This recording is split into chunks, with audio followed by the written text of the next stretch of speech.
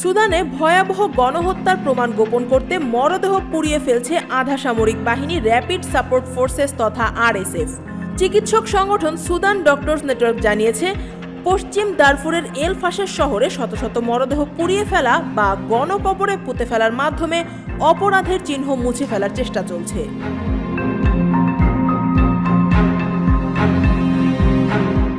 26 অক্টোবরের রক্তক্ষয়ী হামলার পর শহরটি দখল করে নেয় আরএসএফ।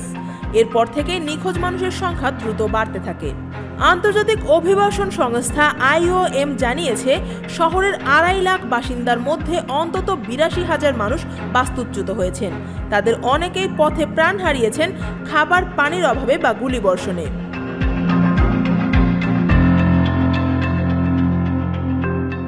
আল জাজিরার প্রতিবেদন অনুযায়ী শহরের যোগাযোগ ব্যবস্থা ভেঙে পড়েছে। রাস্তায় এখনো পড়ে আছে অসংখ্য মরদেহ। স্থানীয়দের অভিযোগ, আরএসএফ জাতিগত পরিচয়ের ভিত্তিতে কৃষ্ণাঙ্গ মানুষদের লক্ষ্য করছে। 2003 সালে দারফুরে গণহত্যার অভিযোগে অভিযুক্ত জানজাউইদ মিলিশিয়ার উত্তরসূরি হিসেবে বিবেচিত আরএসএফ আবারও জাতিগত নিধনে জড়িয়ে পড়েছে বলে আশঙ্কা করছে আন্তর্জাতিক মহল।